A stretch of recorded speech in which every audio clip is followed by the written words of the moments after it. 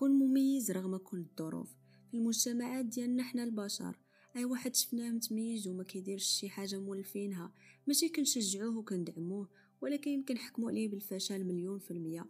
والمشكل هاد الشخص الا كان كيتاثر وعنده شخصيه ضعيفه فراه غادي يتخلى على التميز ديالو ويتبع القطيع غير باش يتفادى ديك النظره ديال المجتمع اللي حكمت عليه بالفشل، وتولد عنده واحد الخوف من الفشل. داكشي علاش اغلب الشباب كيتخلاو على الاحلام ديالهم بسهوله. صراحه الموضوع ديال هذا الفيديو زوين بزاف، وفيه الله هضره اللي تخليك متميز ومتشبت بالتميز والاختلاف ديالك رغم محاولات المجتمع باش يطفي ديك الشعله اللي حاملها وسط مجموعه من الشعولات المتشابهه. ودابا نبداو الفيديو ديالنا. سلوك القطيع داخل المجتمعات البشريه على التاثير الاجتماعي على الفرد هي فاش جميع البشر كيتبعوا توجيهات وقرارات الآخرين بدلا من اتخاذ قراراتهم الخاصة بشكل مستقل. يعني شي واحد عنده شي فكرة، مشروع أو موهبة، فرا أول خطوة خاصك ديرها هي تشوف القائمة اللي محددها لك المجتمع، واش كاين ديك الحاجة اللي باغي انت ديرها في ديك القائمة أو لا. إلا كانت مزيان غادي تلقى واحد الدعم والمساندة نوعا ما، أما إلا ما كانش ما خاصكش ديرها ولا تزيدها في القائمة، رغم أنها كانت غادي تكون إضافة جديدة وتساعد في نمو وتطور المجتمع، وإنما خاصك تحذفها من عقلك وتتبع قوانين المجتمع والقيود ديالو. وهذا ما يسمى بالتأثير الاجتماعي، وكيكون في العديد من السياقات المختلفة، بداية من الأعمال التجارية والسياسية وصولا إلى الثقافة والموضة. وهذا الشيء بسبب مجموعة ديال العوامل اللي كتخلي الشخص أو الفرد يتخلى على التميز ديالو ويخضع المجتمع. والصراحة كاين بزاف ديال العوامل اللي كتأثر على الفرد باش يبقى مسجون داخل المجتمع ديالو ويدير داكشي اللي تفرض عليه، بحال مثلا الحاجة للانتماء. الانتماء إلى المجموعة والمجتمع جزء أساسي من الطبيعة البشرية.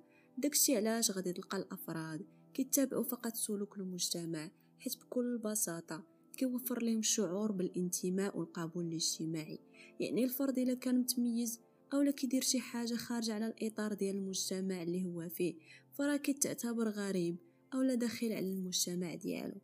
ثانيا، الضغوطات الاجتماعية ممكن يتعرض ليه الشخص المتميز واللي قرر يخرج على القائمة اللي محددها ليه المجتمع. هاد الشيء اللي كيؤدي أنه يمكن يتعرض للضغط من قبل المجتمع والمجموعة اللي كينتمي ليها. فمثلا انت ولا انتي كانت عندك شي فكرة ديال شي مشروع انك تفتتح واحد المحل، بحال مثلا معرض ديال المآثر التاريخية او الصناعة التقليدية، ولكن المجتمع او البيئة اللي انت فيها ما فيهاش هاد النوع ديال المشاريع وما كيدعموهاش، وخا حتى واحد ما عنده شي تجربة فيها، فراه تلقائيا غادي تتعرض للضغط سواء من عائلتك او الناس اللي دايرين بيك. بحال مثلا غيقولوا ليك كون اكيد هذا المشروع فاشل، وشكون اللي غادي يجي عندك، اولا راه الناس ما بقاش كتهتم بحال هذا الشيء، وبزاف ديال الهضره والضغط اللي ما كيشجعش باش تكمل. وهكا غادي تتخلى على ديك الفكره وتتبع القطيع الا كانت شخصيتك ضعيفه وكتاثر بطبيعه الحال. وعلى ذكر الشخصيه، فراه الا بغيتي تكون عندك شخصيه قويه ادخل عندي، راه كاين فيديو على كيفاش تكون عندك شخصيه قويه، غادي يعجبك الفيديو. ودابا نشوفوا العامل الثالث اللي هو القدوة والتأثير. القدوة والتأثير في المجتمع ديالنا اللي كنعيشوا فيه عندنا القدرة على التأثير والتأثر واتخاذ القدوة. يمكن يأثر سلوك الآخرين على سلوك الأفراد المحيطين بهم.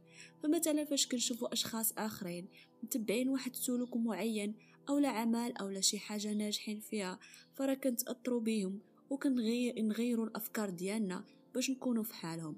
واحنا قادرين على الإبداع ونكونوا أحسن منهم، ولكن بسبب أنك خايف من المجتمع ديالك يفشلك وما تلقاش واحد الدعم، ما غاديش تخرج داك الإبداع والتمييز اللي عندك. ونختموا بآخر عامل واللي هو الأمان والحماية. وهذا العامل راه شرح راسو، يعني اتباع القطيع يمكن يعزز لنا واحد الشعور بالأمان والحماية. وفاش كتبع القرارات الجماعية غادي تحس بالثقة وبلي ماشي غير انت اللي داير ديك الحاجة.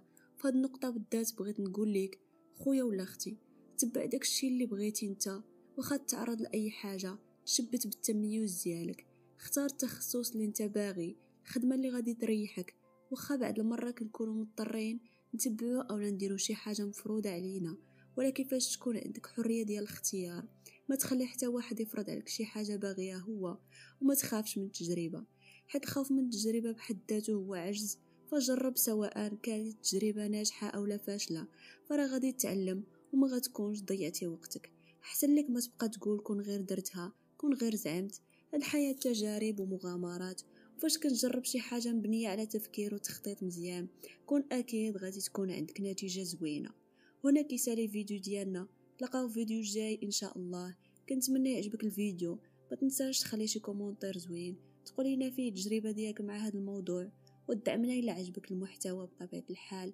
هذا ما كان، تبقاو على خير.